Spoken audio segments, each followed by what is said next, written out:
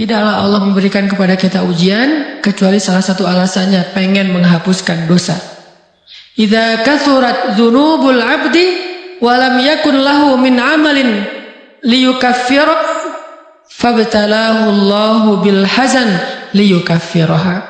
Kalau seorang hamba banyak dosa dan dia nggak cukup amal untuk mengkifarat dosa-dosanya, Allah akan menguji dia dengan rasa sedih, dengan rasa kecewa, dengan rasa berat, sakit hati untuk mengkifarat dosa-dosanya. Itu yang kita bangun. Sehingga kalau ada masalah sama orang lain, kita memperbaiki diri dulu.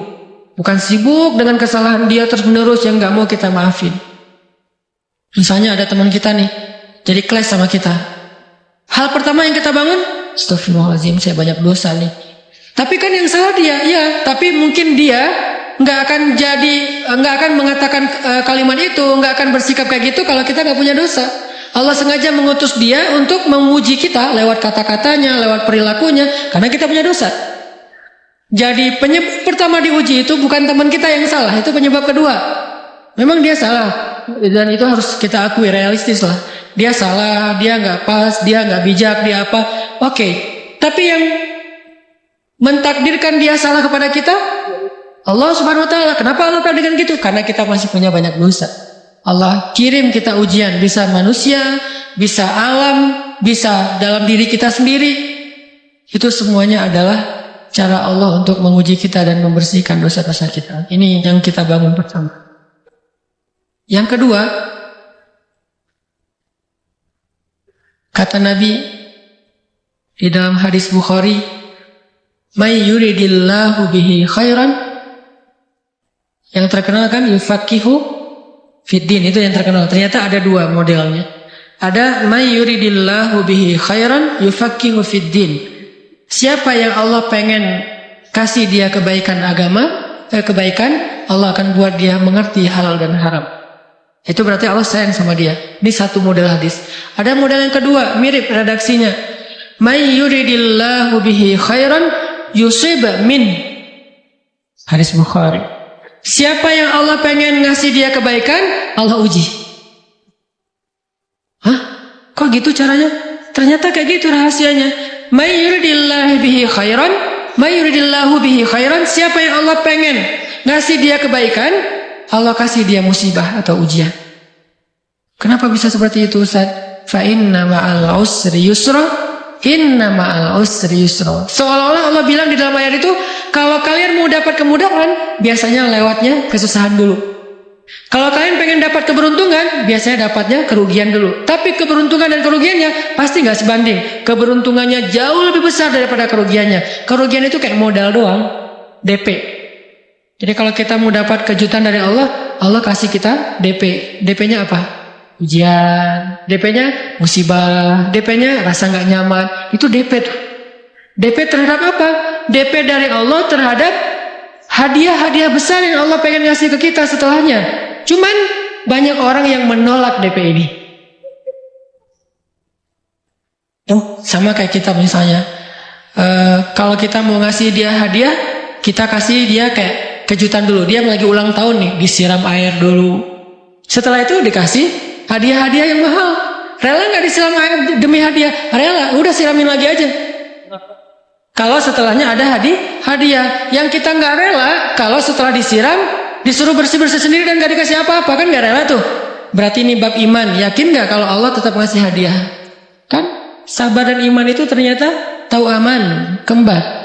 Kalau kita yakin Allah ngasih hadiah setelah ngasih kita DP ujian, ya kita akan sabar. Nggak apa-apa deh, ntar lagi mau dikasih hadiah, digini-giniin juga nggak masalah. Dibully, diapain sama Allah, biarin aja. Ya Allah, saya sabar. Kan ntar lagi mau dikasih hadiah nih. Ini masalah yakin. Tapi kalau kita nggak yakin, apa sih maunya Allah gitu kan? Begitu kalimat ini keluar, maka yang muncul setelahnya adalah mengeluh, berputus asa, dan nggak akan sabar menghadapi ujian. Ujian, kata Nabi, may yuridillahu bihi khairan. Siapa yang Allah pengen kasih hadiah, siapa yang Allah pengen kasih kejutan, siapa yang Allah pengen kasih pertolongan, siapa yang Allah pengen kasih kebaikan, yusib min. Allah akan uji dia dulu. Ini sunnatullah. Sehingga kalau kita lagi diuji, yang kita lihat jangan ujiannya, Apa setelah itu? Gimana ngelihatnya Ustaz? Nggak kelihatan. Dengan mata hati. Istafti qalbak, tanya kepada hatimu, kelihatan nggak? Dengan mata hati. Gimana ngelihat dengan mata hati? Dengan iman, saya percaya Allah pasti ngasih kebaikan setelah ini. Orang Allah sendiri yang ngomong, nggak ada satu huruf pun di Al-Quran yang salah, apalagi satu ayat, apalagi dua ayat. Fa inna ma'al usri yusra, ditegesin lagi, inna ma'al usri yusra. Tapi usr dulu, baru yusr. Dikasih kesusahan sedikit, dikasih kemudahan yang banyak. Dikasih kesusahan sedikit, dikasih kemudahan yang banyak. Ini yang kita coba bangun, tajdidul iman, bangun memperbarui yakin. Sehingga ketika kita diuji, sedih, wajar. Mengaduh sedikit bukan mengeluh ya. Kalau mengeluh kan nyalahin Allah. Kalau ngaduh, yang namanya orang dicubit kan itu ngaduh. Tapi kalau apa sih maunya Allah? Nah itu ngeluh. Antara mengadu dengan mengeluh berbeda. Mengaduh itu manusiawi. Sedih itu manusiawi. Air mata bahkan bukan hanya manusiawi, itu rahmat dari Allah. Orang yang nggak bisa menangis itu yang bahaya. Kalau kita masih bisa menangis, berarti kita masih peka hatinya. Bukankah anak kecil paling sering menangis? Berarti hatinya peka. Siapa lagi selain anak kecil yang paling sering menangis? Cewek. Cowok itu emang gak punya perasaan. Makanya jarang nangis. Cewek dikit-dikit nangis. Jangan bilang, cemen banget sih nangis apa, cengeng apa. Enggak, karena dia perasaannya lebih peka dari kita. Itulah kenapa Allah menitipkan bayi kepada perempuan. Kalau dititipin ke laki-laki, hancur. Di balik kepekaan perempuan, di balik sensitifnya perempuan, di balik perasaannya yang luar biasa, di situ Allah Subhanahu wa taala menitipkan amanah, dia yang paling baik dalam merawat bayinya. Perempuan secara umum mungkin lebih banyak bicara daripada laki-laki ya. Walaupun ada orang yang perempuan pendiam banget, ada yang nggak ngomong sama sekali, misalnya diam-diam aja, ada, tapi secara umum perempuan lebih banyak berucap daripada laki-laki. Emangnya ini kekurangan? Bukan. Ini kelebihan. Kalau dia berikan itu dalam hal yang tepat. Apa yang tepat? Mendidik anak. Justru karena perempuan banyak ngomong, lebih baik dalam mendidik anak daripada laki-laki. Laki-laki itu kurang mendidik, kurang mengedukasi kepada anak dengan usia tertentu, karena dia jarang memahamkan. Salah hanya marah, salah hanya ditegur. Kalau ibunya jelasin, nah gini sebelum tidur ibunya yang ceritain banyak cerita. Saya sendiri ngalamin. Sering mana seorang ayah sama ibu interaksi sama anak dalam bentuk verbal. Sering ibu. Jadi menangis itu rahmat dari Allah. Nggak apa-apa, nangis saja. Dan itu tidak disebut mengeluh. Kamu kok nangis sih? Kan orang Islam harus sabar. Emangnya nangis dengan sabar itu bertolak belakang? Sabar tetap sabar ya. Nangis jalan aja terus nangis. Nangis apa pakai nangisnya nggak cuma nangis doang, emotikonnya juga nangis, berderai-derai gitu, sampai air matanya menggenang gitu kan ya, boleh lah. Ditambah lagi dengan visual menangisnya, posting bahwa dia lagi tertusuk duri dengan postingan kaktus atau apalah, dia pengen share ke semua orang bahwa saya sedang sedih, sehingga nanti ketika ada orang yang menghibur dia dengan sedikit kata-kata yang sabar ya segala macam, wah makin berderai-derai. Itu belum jadi, kecuali dia keluarkan kata-kata mengeluh, baru dia disebut orang yang banyak mengeluh, berputus asa. Kalau mengadu wajar, walaupun ada nabi udah diuji berat nggak mau mengadu, apalagi ngeluh. Zakaria digergaji, mengadu aja nggak. Kenapa? Karena kata malaikat, kalau kamu mengadu sedikit aja, maka Allah Subhanahu wa taala akan menghancurkan kaum ini. Dia kasihan kepada kaumnya, nggak mau mengadu. Satu-satunya orang yang kita tidak boleh mengadu hanya orang tua. Atau itu mengeluh kalau untuk orang tua.